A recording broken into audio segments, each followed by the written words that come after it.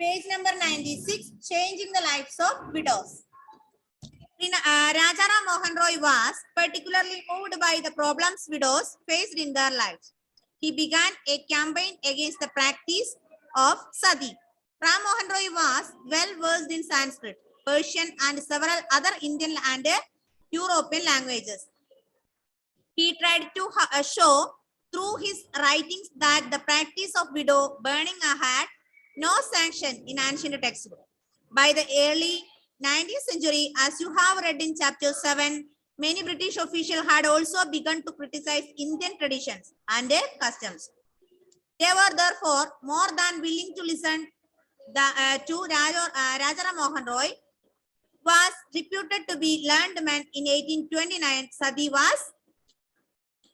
was banned. അല്ലേ നമ്മൾ 1829 എന്താ പഠിച്ചത്? 1829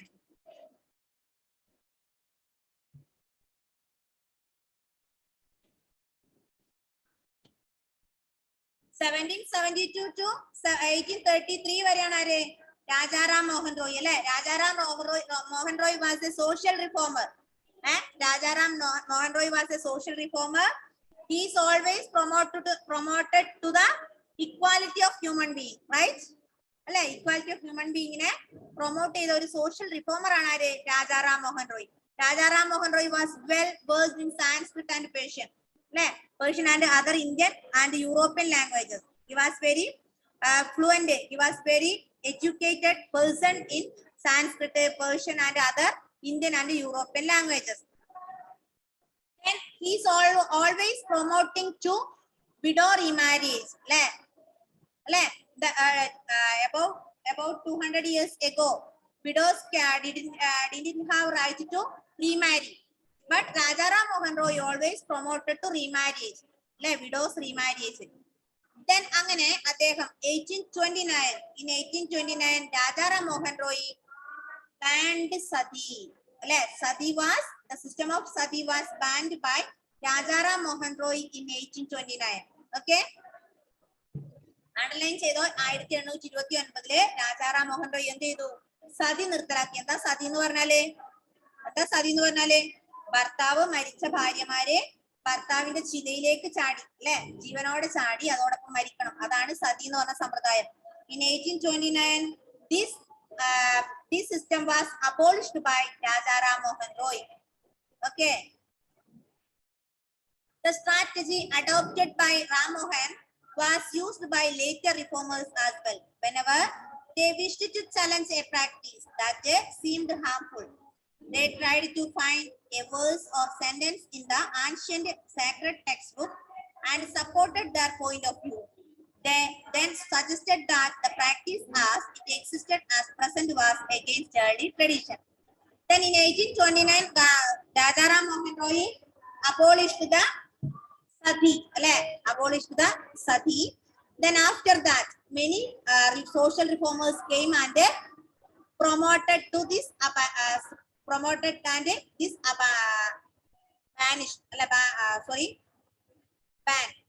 ban.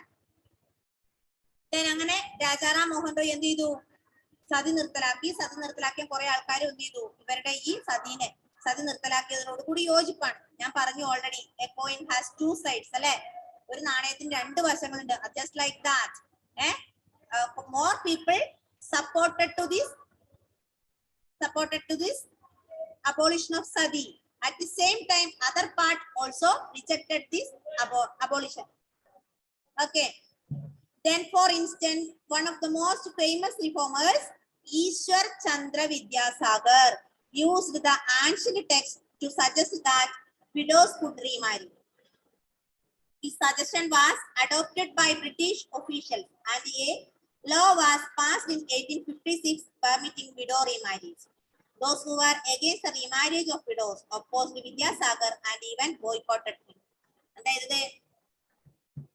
രാജാറാം മോഹൻ റോയ് സതി നിർത്തലാക്കിയോടുകൂടി ഒരു അതർ സോഷ്യൽ റിഫോമേഴ്സ് കൂടെ വന്നു. അതാരാ? Easwar Chandra Vidyasagar was a famous reformer, a famous social reformer. He used the ancient textbook. He used the ancient text to suggest that widow remarriage. Like widows could remarry. അദ്ദേഹം പറയണം എന്താ പറഞ്ഞേ? വിധവകൾക്ക് എന്ത് ചെയ്യാൻ പറ്റും? could remarry. അവർക്ക് വീണ്ടും വിവാഹം ചെയ്യാം. ഭർത്താവ് മരിച്ചുപോയ ഭാര്യമാർക്ക് ഒന്നുകൂടി കല്യാണം കഴിക്കാനുള്ള ഒരു ആക്ട് നിലവിൽ വന്നു. മനസ്സിലായോ? Easwar Chandra Vidyasagar promoted the widow remarriage act and his suggestion was adopted by British officials. അദ്ദേഹത്തിന്റെ ഈ സജഷൻ widow remarriage എന്ന ഒരു സജഷനെ ബ്രിട്ടീഷ് ഒഫീഷ്യൽസ് അക്സെപ്റ്റ് ചെയ്തു, അഡോപ്റ്റ് ചെയ്തു. അങ്ങനെ in 1856 പെർമിറ്റിംഗ് widow remarriage. മനസ്സിലായോ? 1886 ഒരു ആക്ട് വന്നു. എന്താ ദിജാസേ? widow remarriage അല്ലെ? give permission to remarry the widows. Okay. Next, by the second half of the 19th century, the movement in favor of widow remarriage spread to other parts of the country. In the Telugu speaking areas of the Madras Presidency, Veerasalingam Pandilu formed an association of widow remarriage. Around the same time, young intellectuals and reformers in Bombay pledged themselves in working for the same cause. In the north, Swami Dayananda Saraswati, who founded the Reform Association called Arya Samaj, also supported widow remarriage. And most of the social reformers supported the Widow Remarriage Act. In 1856, under the control of Ishwar Chandra Vidyasagar formed an association to the Remarriage Act. Okay.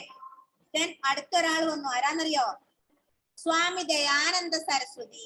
ആരാ ഇജാസേ? സ്വാമി Dayananda Saraswati. Swami Dayananda Saraswati formed an institution that is Arya Samaj. Swami Dayananda Saraswati എന്താ സ്ഥാപിച്ചത്? ആര്യ സമാജ് സ്ഥാപിച്ചു. ആര്യ സമാജ് അല്ലെ? Arya Samaj formed by Swami Dayananda Saraswati. അതും എന്താ ചെയ്തത്? This Arya Samaj supported widow remarriage. ചെയ്തു. ആര്യ സമാജ് എന്താ ചെയ്തേ? വിധവകളുടെ പുനർവിവാഹത്തെ സപ്പോർട്ട് ചെയ്തു. അപ്പൊ in 1829 sati was abolished by Raja Ram Mohan Roy. Then in 1856 a new act or new law was passed to support widow remarriage. Then pinenda varnade Swami Dayananda Saraswati founded an institution, founded a formation that is Arya Samaj. നമ്മൾ കുറേ കാര്യങ്ങൾ പഠിച്ചു. ശാന്തി Niketan was formed by Rabindranath Tagore. Brahma Samaj was formed by Raja Ram Mohan Roy. Then next Arya Samaj was formed by Swami Dayananda Saraswati. എഴുതിക്കോ. All of you write down.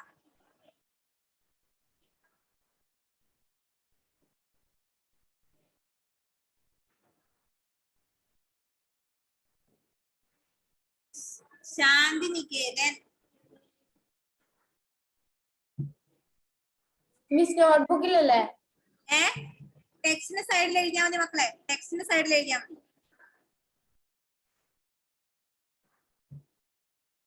മറന്നു പോകാതിരിക്കാനാ. ശാന്തി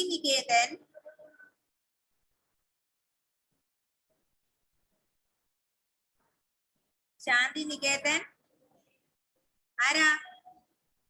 Tagore.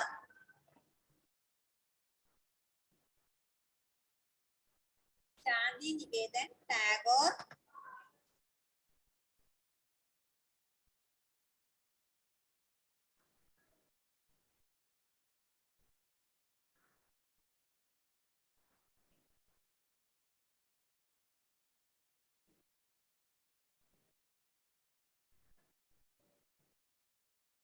Next Brahma Samaj.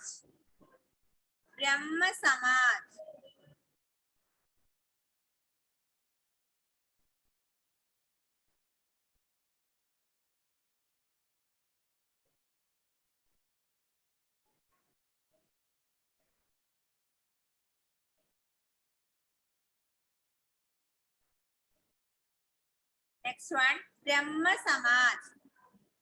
BRASMASAMAJ.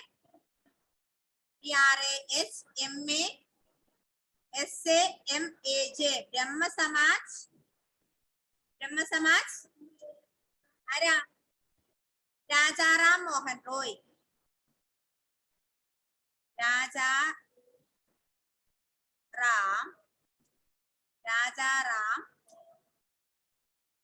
Mohan Roy.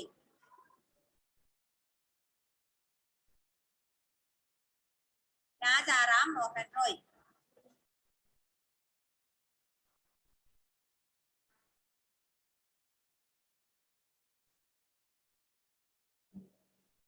Next, Brahma Samaj. Brahma Sabha, later known as Brahma Samaj. Old name of Brahma Samaj was Brahma Sabha. Next one, we will know Arya Samaj. Arya Samaj. Arya Samaj formed by Swami Dayananda Saraswati. Swami Dayananda.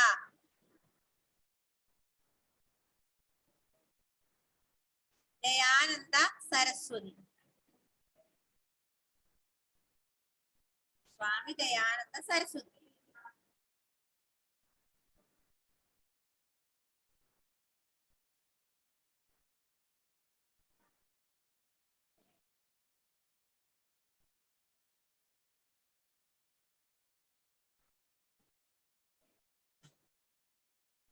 Okay. Okay, yes. Next one.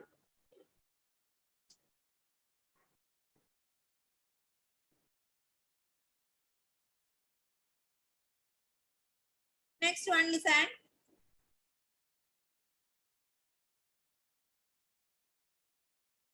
Next page number 97. Yet the number of widows who actually remarried remained low. Those who married were not easily accepted in the society. And conservative groups continued.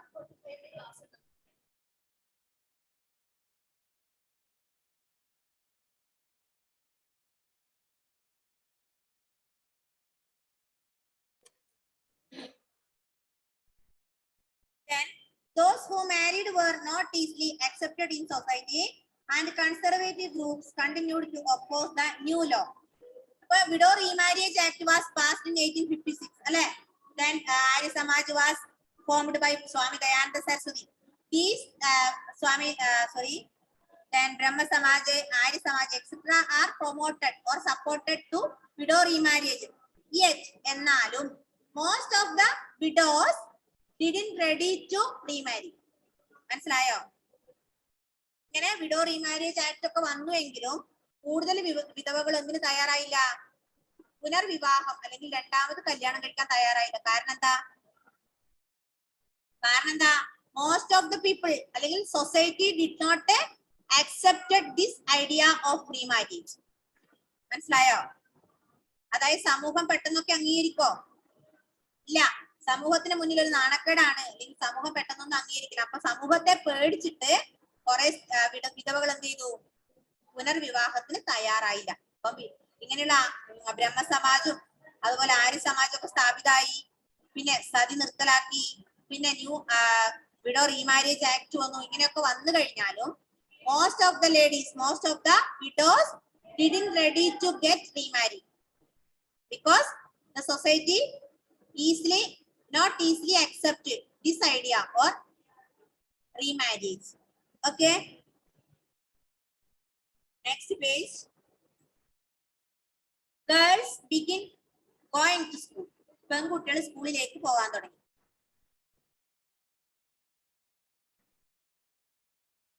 Many of the reformers felt that education for girls was necessary in order to improve the condition of women. നമ്മൾ പറഞ്ഞു about 200 years ago girls didn't have right to go to school. അല്ലേ? Most of the girls depending on the parents. They were helping their parents in agriculture or household works. Right? അല്ലേ? 200 വർഷങ്ങൾക്ക് മുമ്പ് പെൺകുട്ടികളൊക്കെ സ്കൂളിൽ പോയോ? ഇല്ല. അവരവരുടെ പാരന്റ്സിനൊക്കെ ഹെൽപ്പ് ചെയ്ത് ഹൗസ് ഹോൾഡ് വർക്കും അഗ്രികൾച്ചറും ഒക്കെ സഹായിച്ചിട്ട് അവർ ഇങ്ങനെ വീട്ടിൽ നിൽക്കായിരുന്നു അല്ലെ. അങ്ങനെ പാരന്റ്സ് പെൺകുട്ടികളെ സ്കൂളിലേക്ക് അയച്ചിരുന്നില്ല. Then Vidyasagar, already we studied about Vidyasagar. Vidyasagar in Calcutta and many other reformers in Bombay set up schools for girls. When the first schools were opened in the mid-19th century, many people were afraid of them. They feared that schools would take girls away from home, prevent them from doing their domestic duties. Moreover, girls had to travel through public places in order to reach school. Many people felt that this would have a corrupting influence on them. They felt that girls should stay away from public spaces. Therefore, throughout the 19th century, most educated women were taught at home by liberal fathers or husbands. Sometimes women taught themselves. Do you remember? What do you read about Raj Sundari Devi in your book Social and Political Life last year? She was one of those who secretly learned to read and write in the flickering light of candles at night. Vidyasagar in Calcutta. Vidyasagar supported the girls' education. Supported the education for girls. He set up schools in Bombay. He set up schools in Bombay for girls. പെൺകുട്ടികൾക്ക് വേണ്ടിയുള്ള school ബോംബെയിൽ set ചെയ്തു അല്ലെ. മനസ്സിലായോ? 200 years ago, girls have no permission to attend the classes, permission to go to school. But Ishwar Chandra Vidyasagar in Calcutta and other reformers in Bombay. കൽക്കത്തയിലെ Easwar വിദ്യാസാഗറും അതുപോലെ ബോംബെയിലുള്ള കുറെ reformers ഒക്കെ കൂടെ ഒരു സ്കൂൾ ഓപ്പൺ ചെയ്യാൻ തീരുമാനിച്ചു. മനസ്സിലായോ? They decided to set up schools. Ishwar Chandra Vidyasagar in Calcutta and other reformers in Bombay decided to set up schools for girls. Then most in mid-19th century, 19ാം നൂറ്റാണ്ടിന്റെ പകുതിയിലാണ് ഇവരൊക്കെ school set ചെയ്യാൻ തീരുമാനിക്കുന്നത് അല്ലെ. പക്ഷേ most of them were afraid of the school അല്ലെ. Most of the students were afraid of the school. Most of the parents were afraid of the school. Why? എന്തുകൊണ്ടാ? ഇത്രയും നാളായിട്ട് ഗേൾസ് സ്കൂളിൽ പോകുന്നുണ്ടോ? ഇല്ല. Girls did not enter the school. Didn't have the right to study in the school. അല്ലെ. They were always helping their parents. അല്ലെ. Doing household works. ഒരു ദിവസം പറയാണ് ഇങ്ങനെ 19ാം നൂറ്റാണ്ടിന്റെ പകുതി ആയപ്പോ പെൺകുട്ടിയൊക്കെ വേണ്ടി സ്കൂൾ തുറക്കുന്നെന്ന് പറഞ്ഞപ്പോ പാരന്റ്സും കുട്ടികളൊക്കെ പേടിയായി. എന്തിനാ അവർക്ക് പെൺകുട്ടികളെ സ്കൂളിൽ അയക്കാൻ പേടിയായി? കാരണം എന്താ? They didn't like to go to school through public places. Public spaces-ലൊന്നും പെൺകുട്ടികളെ അയക്കാൻ ആര് താല്പര്യപ്പെടുന്നില്ല? പാരന്റ്സിന് താല്പര്യമില്ല. മനസ്സിലായോ? അല്ലെ. And most of them didn't ready to go to school. So number of students in the school is very less. Less number of girls are studying in the school. Number കുട്ടികളുടെ എണ്ണം കുറഞ്ഞു വന്നു. നമ്മൾ ഓൾറെഡി ആരെ കുറിച്ച് പഠിച്ചിട്ടുണ്ട്? രാജ് സുന്ദരിനെ കുറിച്ച് പഠിച്ചിട്ടുണ്ട്. In the previous class we studied about Raj Sundari. Raj Sundari is a lower caste student and she can't go to school and she wants to study reading and writing. So she learned to read and write in the flickering light of candle at night. രാത്രിയിലെ മെഴുകുതിരിയുടെ ഘട്ടത്തിൽ ഇരുന്ന് അവൾ എഴുത്തും വായനയും പഠിച്ച ഒരാളാണ് ആര്? രാജ് സുന്ദരി. ഇതൊന്ന് വായിച്ചു നോക്കിയ മക്കളെ. All of you please read.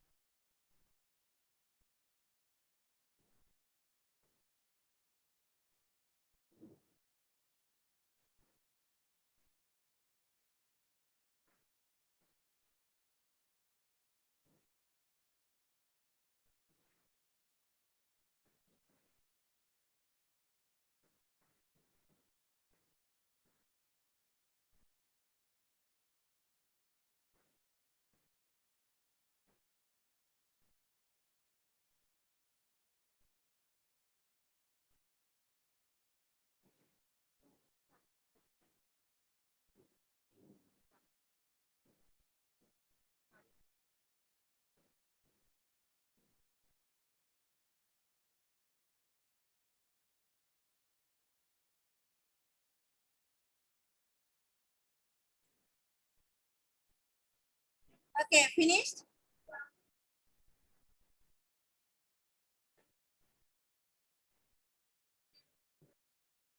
Okay. In the later part of the century, schools for girls were established by the Arya Samaj in Punjab and Jyotirao Phule in Maharashtra. Separate schools for girls were adopted. The latter part of the century, schools for girls were established by Arya Samaj. Arya Samaj in Punjab. Pinne Jyotirao Phule in Maharashtra. Okay. In aristocratic Muslim households in North India, women learned to read the Quran in Arabic. They were taught by women who came home to teach. Some reformers, such as Mumtaz Ali, reinterpreted verses from the Quran to argue for women's education.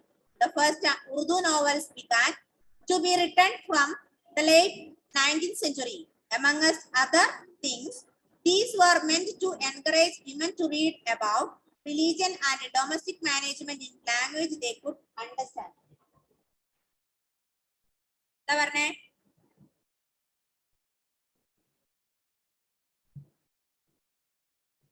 In aristocratic Muslim households in North India.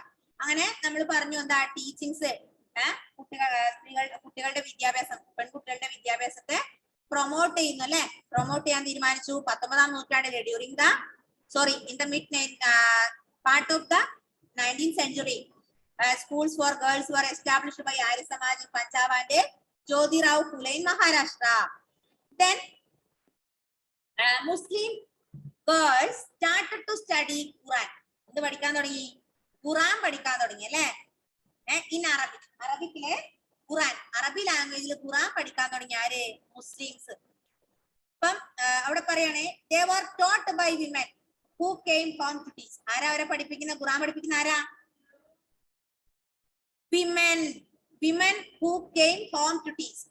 വീട്ടിലേക്ക് പഠിപ്പിക്കാൻ വരുന്ന ladies അല്ലെ, വീട്ടിലേക്ക് സ്ത്രീകൾ വന്ന് ഖുറാൻ പഠിപ്പിക്കാൻ തുടങ്ങി. അപ്പൊ എല്ലായിടത്തും എന്ത് എത്തി? അറ്റ്ലീസ്റ്റ് പറഞ്ഞാൽ എന്തായി? ഗേൾസിൽ എഡ്യൂക്കേഷൻ സ്റ്റാർട്ടായി അല്ലെ. അല്ലെങ്കിൽ പുരുഷന്മാർക്ക് ആൺകുട്ടികൾക്ക് മാത്രം ഉണ്ടായിരുന്ന എഡ്യൂക്കേഷൻ ആരിലും എത്തി? പെൺകുട്ടികളിലും എത്തി. ഓക്കെ.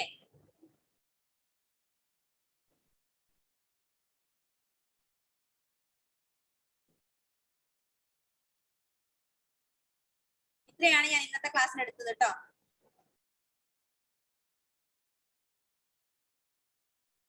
അല്ല, അടുത്ത പാരഗ്രാഫ് കൂടെ എടുത്തു മക്കളെ. From women write about women. From the early 19th century, Muslim women like Begums of Bhopal played a notable role in promoting education among women. They founded a primary school for girls at Aligarh. Another remarkable woman, Begum Rukia Sakhawat Hossain, started schools for Muslim girls in Patna and Calcutta. എന്താ സംഭവിച്ചേ?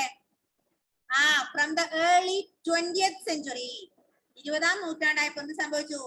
Muslim women tried to give education to girls. അല്ലെ, Begums of Bhopal played a notable role promoting education for girls. Then another remarkable lady, that is Begum Rukia Sakhawat. Begum Rukia Sakhawat Hossain started a schools for Muslim girls in Patna and Calcutta. ആരാ? പാറ്റ്നയിലും കൽക്കത്തയിലും ruqyah സഖാവത്ത് Hossein എന്ന് പറയുന്ന ഒരു educated woman Muslims ഗേൾസിന് വേണ്ടി school സ്ഥാപിച്ചു അല്ലെ. പിന്നെ ഒരു primary school ആര് സ്ഥാപിച്ചു? Begums of Bhopal. Begums of Bhopal started a primary schools for girls. Then Rukia Sakhawat Hossain is another educated woman. He started a school for girls, a school for Muslim girls in Patna and Calcutta. പാറ്റ്നയിലും കൽക്കത്തയിലൊക്കെ ruqyah സഖാവത്ത് Hussain എന്ന ഒരു educated woman മുസ്ലിം പെൺകുട്ടികൾക്ക് വേണ്ടി school സ്ഥാപിച്ചു. Then by the 1880s, Indian women began to enter universities. Some of them trained to be doctors, some of them be teachers. By 1880s, these girls completed his education in school level, and after that they joined in universities. Some of them trained to be doctors, some of them trained to be engineers, some of them trained to be teachers. All girls attained education, and after that they completed their school education, and after that they joined the universities for different education. Most of them, some of them joined to be teachers, some of them joined to be doctors, some of them joined to be engineers. അങ്ങനെ യൂണിവേഴ്സിറ്റിയിലുള്ള അവര്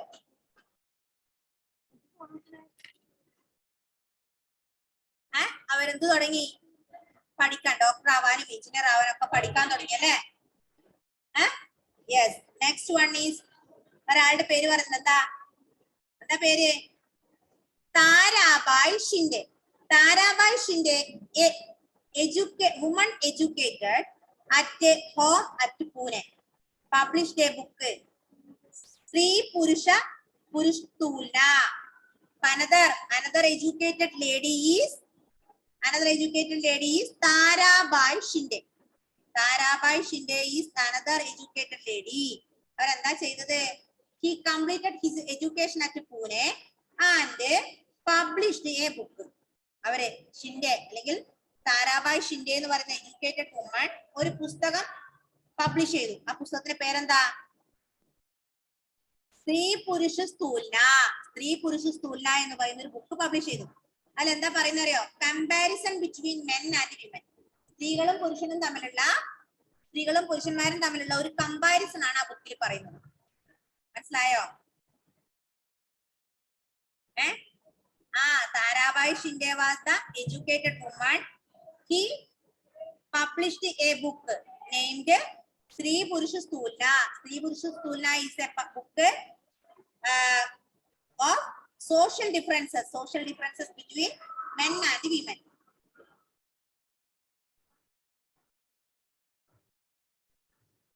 ഇത്രയാണ് നമ്മൾ ഇന്ന് പഠിച്ചത്, സ്കൂളിൽ പഠിച്ചത്. Okay, page number 99 വരെ വായിച്ചു നോക്കില്ല ടെക്സ്റ്റ്? വായിച്ചു നോക്കിയാട്ടെ അത്രയും വരെ. All of you read the lesson and ask your doubt.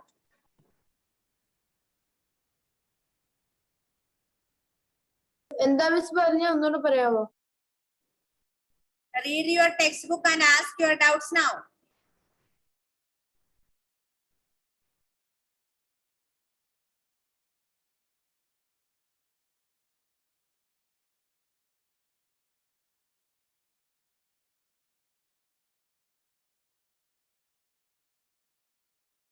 Miss 1829 sati നിർത്തലാക്കിയത്. 1829 സതി നിർത്തലാക്കി. അതായത് ഭർത്താവ് മരിച്ചാല് ആ ചിതയിലേക്ക് ഭാര്യ ചാടുന്ന ഒരു സമ്പ്രദായം ഉണ്ടായിരുന്നല്ലോ. 1829 ആ സതി എന്ന് പറയുന്ന ആ സിസ്റ്റം രാജാറാം മോഹൻ റോയുടെ നേതൃത്വത്തിൽ നിർത്തലാക്കി, ബാൻ ചെയ്തു. 1856 ഒരു ലോ പാസ്സായി അല്ലെ? എന്താ ലോ? വിഡോ റീമാരേജ് ആക്ട് എന്ന് പറഞ്ഞ, അല്ലെ വിഡോ റീമാരേജിന് വേണ്ടിയുള്ള ഒരു ലോ 1856 പാസ്സായി. നമ്മൾ കുറെ കാര്യങ്ങൾ ഇന്ന് പഠിച്ചിട്ടുണ്ട്. എന്തൊക്കെയാ പഠിച്ചേ? we studied about Rajaram Mohan Roy അല്ലെ? പിന്നെ Brahmasamaj. Next one Arya Samaj was formed by Swami Dayananda Saraswati. പിന്നെന്താ പഠിച്ച നമ്മളതില്? പിന്നെന്ത് പഠിച്ചു? Easwar Chandra Vidyasagar in Calcutta and many other reformers in Bombay set up a school for girls അല്ലെ? പിന്നെ എന്താ പറഞ്ഞേ? പിന്നെ അതിലെന്ത് പറഞ്ഞു നമ്മള്? women write about women അല്ലെ? women write about സ്ത്രീ പുരുഷ സ്ഥൂലന. that is a book written by who? Tarabai Shinde.